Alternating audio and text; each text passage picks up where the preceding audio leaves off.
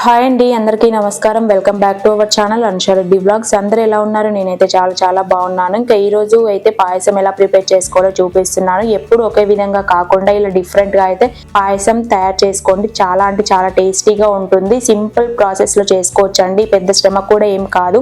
మనకు పండుగలు వచ్చిందంటే కంపల్సరీగా స్వీట్ అయితే చేస్తూ ఉంటాం కదా. అందులో ఒకటైతే పాయసం. అంటే నేను చెప్పిన పాయసం అయితే దేవుని దగ్గర పెట్టడానికి కాదండి, మనమైతే ఇంట్లో చేసుకొని తినొచ్చు. అలాగే ఎవరైనా గెస్ట్లు వచ్చినా కూడా ఇలా డిఫరెంట్ గా ఒకసారి అయితే ట్రై చేయండి.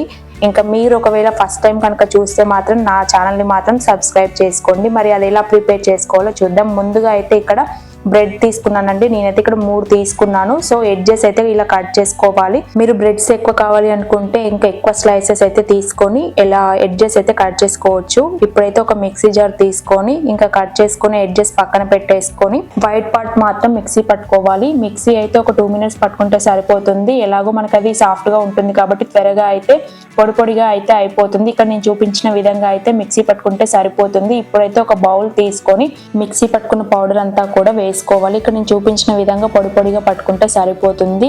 ఇప్పుడైతే ఇందులో కొన్ని పాలు వేసుకుంటూ కలుపుకోవాలి. ఒకటేసారి అయితే పాలు అన్ని కూడా వేసుకోకూడదు, ఎందుకంటే మెత్తగా అయిపోతుంది. సో మనం చూసుకుంటూ కొన్ని వేసుకుంటూ కలుపుకోవాలి. చపాతీ పిండికి ఎలా కలుపుకుంటామో సేమ్ అలానే కలుపుకోవాలి. చాలా మెత్తగా కలుపుకుంటేనే మనం బాల్స్ చేసుకున్నప్పుడు విరిగిపోకుండా ఉంటాయి. ఇక్కడ నేను చూపించిన విధంగా కలుపుకున్నాక చిన్న ఇలా బాల్స్ లాగా చేసుకుంటే సరిపోతుంది. నాకైతే ఇక్కడ ఒక 6 to 7 అయితే వచ్చేసాయి.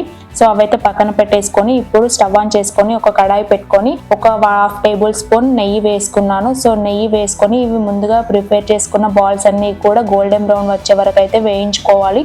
ఇంకా స్టవ్ అయితే లో ఫ్లేమ్ మీద పెట్టి మాత్రమే వేయించుకుంటేనే బాగా వేగిపోతాయి లోపటి వరకు. ఇక్కడ గోల్డెన్ బ్రౌన్ వచ్చిన తర్వాత ఒక బౌల్లోకి అయితే తీసుకుంటున్నాను. అదే కడాయిలో 1 కప్పు సేమియా తీసుకొని ఇలా వేయించుకుంటున్నాను. గోల్డెన్ బ్రౌన్ వచ్చే వరకు కూడా సేమియా అంతా కూడా వేయించుకోవాలి. నేనైతే మళ్ళీ ఒక 1/2 టేబుల్ స్పూన్ అయితే గీ వేసుకొని ఫ్రై చేశాను.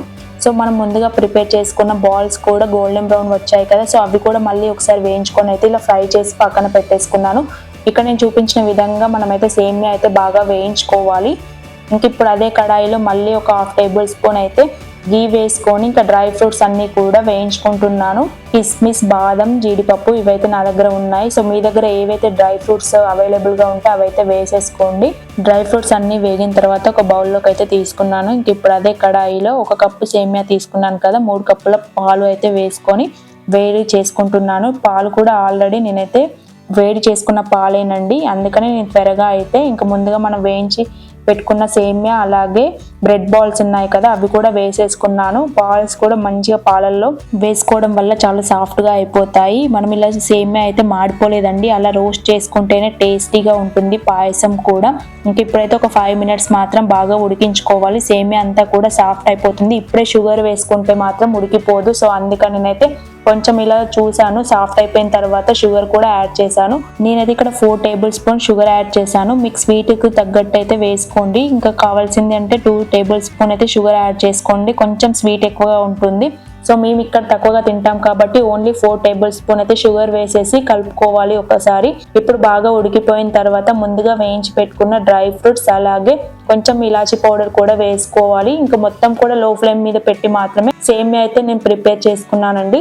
కండెన్స్ మిల్క్ ఉంటే కూడా యాడ్ చేసుకోండి, చాలా టేస్టీగా ఉంటుంది. సో అంతే అండి, ఎంతో టేస్టీ అయిన పాయసం అయితే నేను ఇలా ప్రిపేర్ చేశాను. సో బ్రెడ్ బాల్స్ వేయడం వల్లనే పాయసం చాలా టేస్టీగా ఉంటుంది. సో మనకైతే ఇంకా తినే కొద్దీ తినాలనిపిస్తుంది. మీకు నచ్చితే తప్పకుండా ట్రై చేయండి. ఇంక ఈ వీడియో కూడా ఎండ్ చేసేస్తున్నాను. ఈ వీడియో మీకు నచ్చినట్టయితే like, share and subscribe to our channel. Thanks for watching. By by.